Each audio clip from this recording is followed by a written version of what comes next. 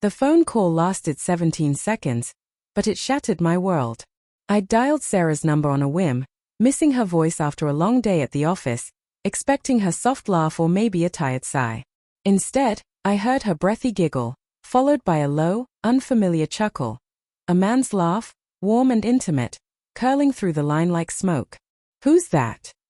I asked, my voice tight. Silence. Then the call dropped.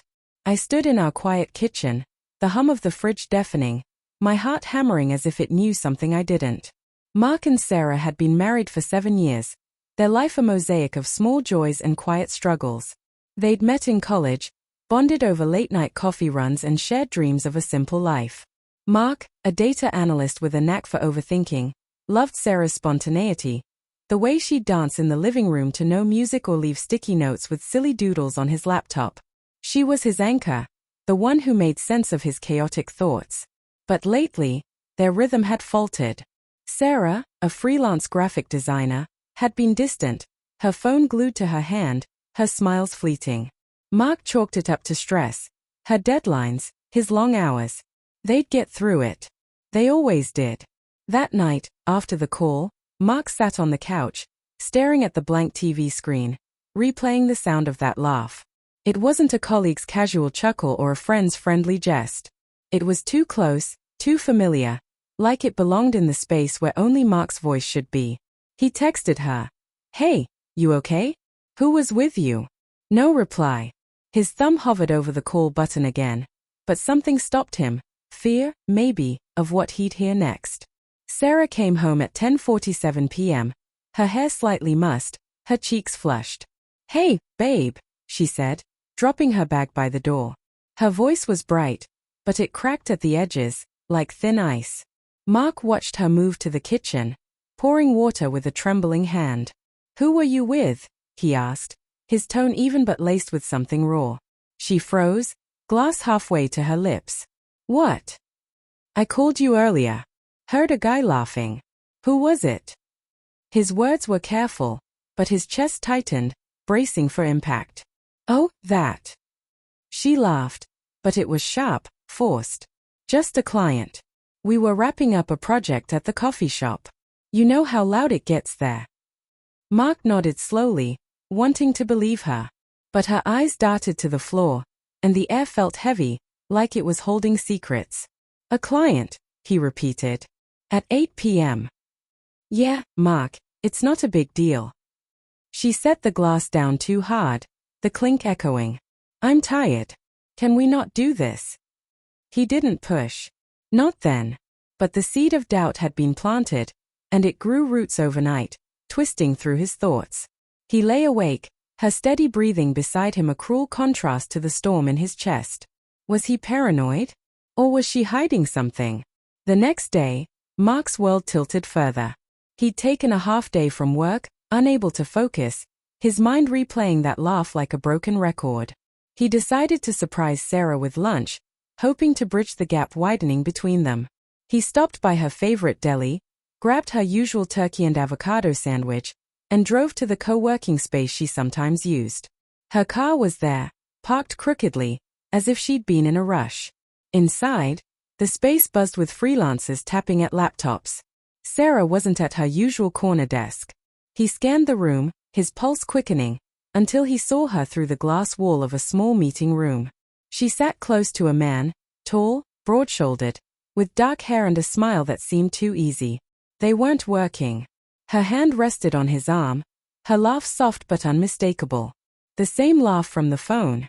Mark's grip tightened on the deli bag, the paper crinkling. He didn't move, didn't breathe, just watched as the man leaned closer, whispering something that made Sarah's eyes light up.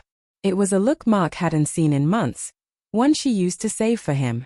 His throat burned, and he turned away, leaving the sandwich on a nearby table, the gesture now feeling pathetic. Back in his car, he sat motionless, the weight of what he'd seen pressing against his ribs. He wanted to storm back in, demand answers, but his body wouldn't move. Instead, he drove home, the radio off, the silence screaming louder than any song could. That evening, Sarah came home late again, her excuses vague, a last-minute project, a client meeting that ran long. Mark sat at the dining table, a glass of untouched whiskey in front of him. He'd spent the afternoon spiraling, checking her social media, her texts when she left her phone on the counter. Nothing concrete, but the absence of evidence felt like its own betrayal. Every vague response, every locked-away glance, was a brick in the wall growing between them. "Sarah," he said as she kicked off her shoes, "we need to talk." She sighed, rubbing her temples. "Can it wait? I'm exhausted." No, his voice was low, but it carried the weight of everything he'd been holding back. "Who's the guy?" Her eyes widened, just for a moment, before she masked it with a frown. "What are you talking about?" "I saw you today. At the co-working space. With him." He stood, his hands shaking. "You were laughing," touching his arm. "Don't lie to me, Sarah." Her face paled, and for a moment, she looked like she might bolt. Then she slumped into a chair, her hands twisting together. "His name's Ethan," she said quietly. A friend. A client, really. We've been working together on a big project." "A friend," Mark repeated, the word bitter on his tongue. "You don't laugh like that with friends. You don't look at them like they're the only person in the room." "Mark, you're blowing this out of proportion." "Am I?" His voice cracked, and he hated how vulnerable it sounded. "I heard him on the phone last night. I saw you today. Don't gaslight me, Sarah. Just tell me the truth." The silence stretched, thick and suffocating. Her eyes glistened, but she didn't cry. "It's not what you think," she whispered. "Ethan and we got close. Too close. But nothing happened. I swear." "Nothing happened?" Mark's laugh was hollow. "You're lying to my face. I can see it in your eyes." "I'm not." Her voice rose, desperate. "I was lonely, okay? You're always working, always in your head." "Ethan." He listened. "He made me feel seen. But I didn't cross that line, Mark. I couldn't." The confession hit like a punch, stealing his breath. "Lonely." The word echoed, slicing through him. Had he been so caught up in his own world that he'd left her adrift? But the pain of her words didn't erase the betrayal. She turned to someone else, let another man fill the space where he should have been. "How long?" he asked, his voice barely above a whisper. "A few months," she admitted, her gaze dropping. "But it's over. I told him today we can't keep meeting like that. I love you, Mark. I don't want to lose us." He wanted to believe her, wanted to cling to the life they'd built. But the image of her with Ethan, the sound of that laugh, burned into him.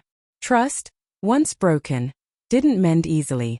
He thought of the sticky notes, the late-night talks, the promises they'd made. Were they all lies now?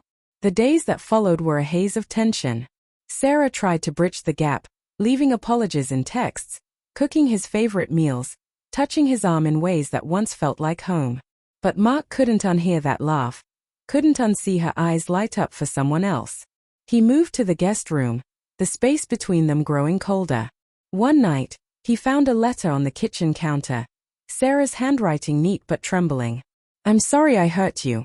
I was lost, but I chose you. I'll always choose you.